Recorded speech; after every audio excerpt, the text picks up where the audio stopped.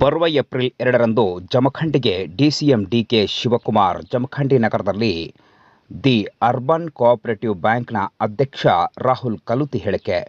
March 29 ಮಧ್ಯಾಹ್ನ 1 ಗಂಟೆ ಸಂದರ್ಭ ಬಾಗಲಕೋಟೆ ಜಿಲ್ಲೆಯ ಜಮಖಂಡಿ ನಗರದ ಎಪಿಎಂಸಿ ಆವರಣದಲ್ಲಿ ಕಾರ್ಯಕ್ರಮ ಹಮ್ಮಿಕೊಳ್ಳಲಾಗಿದ್ದು, ಏಪ್ರಿಲ್ 2ರಂದು ದಿ ಜಮಖಂಡಿ ಅರ್ಬನ್ ಕೋಆಪರೇಟಿವ್ ಬ್ಯಾಂಕ್ನ ನೂತನ ಕಟ್ಟಡದ ಉದ್ಘಾಟನಾ ಸಮಾರಂಭ ಜರುಗಲಿದೆ ಎಂದು ಅಧ್ಯಕ್ಷ ರಾಹುಲ್ ಕಲುತಿ ತಿಳಿಸಿದ್ದಾರೆ.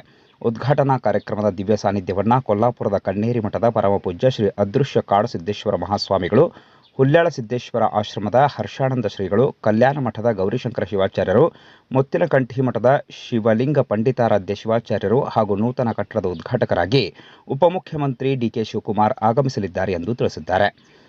ಅಪ್ಪಾರಾವ್ ಶಿಂದೆ ಪುತ್ಥಳಿ ಅನಾವರಣಗೊಳಿಸಲಿದ್ದಾರೆ. ಪ್ರವಾಸೋದ್ಯಮ ಸಚಿವ ಎಚ್.ಕೆ. ಪಾಟೀಲ್ ಸಭಾಭವನದ ಉದ್ಘಾಟನೆಯನ್ನು ನೆರವೇರಿಸಲಿದ್ದಾರೆ.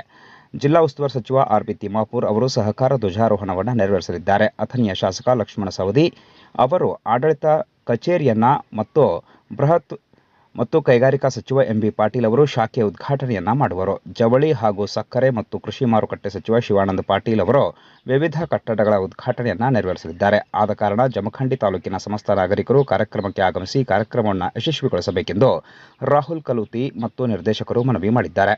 ಈ ಸಂದರ್ಭದಲ್ಲಿ ಬ್ಯಾಂಕಿನ ನಿರ್ದೇಶಕರು ಹಾಗೂ ನಿರ್ವಹಣಾ ಮಂಡಳಿಯ ಸದಸ್ಯರು ಉಪಸ್ಥಿತರಿದ್ದರು.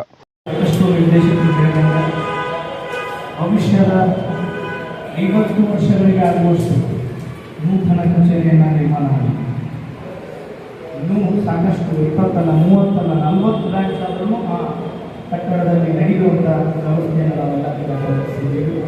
ಮತ್ತು ಬರುವಂಥ ದಿನಮಾನಗಳಲ್ಲಿ ಸಾಕಷ್ಟು ಯೋಜನೆಗಳನ್ನು ಕೂಡ ಹಾಕೊಂಡಿದ್ದೀವಿ. ಅದರ ವಿಷಯವನ್ನು ಮುಂದಿನ ದಿನಮಾನಗಳಲ್ಲಿ ತಿಳಿಸ್ತೀವಿ.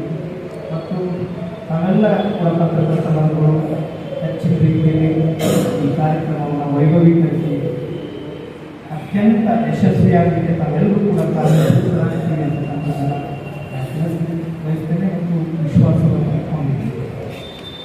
ವಿಶೇಷವಾಗಿ ಈ ಕಾರ್ಯಕ್ರಮದ ಉದ್ಘಾಟಕರಾಗಿ ಸನ್ಮಾನ್ಯ ಶ್ರೀ ಡಿ.ಕೆ. ಶಿವಕುಮಾರ್ ಸಾಹೇಬರು ಆಗಮಿಸ್ತಾ ಇದ್ದಾರೆ.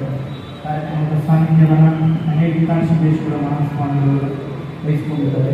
ಅದರ ಹೊರತಾಗಿ ಕೂಡ 4 ಮಂತ್ರಿಗಳು, ಲೋಕಸಭಾ ಸದಸ್ಯರು, ರಾಜ್ಯಸಭಾ ಸದಸ್ಯರು, ಶಾಸಕರು, ಮಾಜಿ ಸಚಿವರು, ಮಾಜಿ ಶಾಸಕರು, ಹೀಗೆ ಅನೇಕ ಗಣ್ಯರ ಒಂದು ದಂಡೆ ಬರ್ತಾರೆ. ಎಲ್ಲ ಗಣ್ಯರನ್ನು ನಾವು ಸನ್ಮಾನ ಮಾಡ್ತೀವಿ.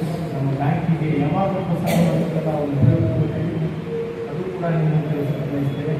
ಮತ್ತು ತಮ್ಮ ಸಹಕಾರ ಕಾರ್ಯಕ್ರಮದ ಯಾವತ್ತೂ ಕೂಡ ಹೀಗೆ ಮತ್ತು ವಿಶೇಷವಾಗಿ ತಾವೇನಾದರೂ ಅಭಿಪ್ರಾಯಗಳನ್ನು ಸಲ್ಲಿಸತಕ್ಕಂಥದ್ದಿಲ್ಲ ಬಡ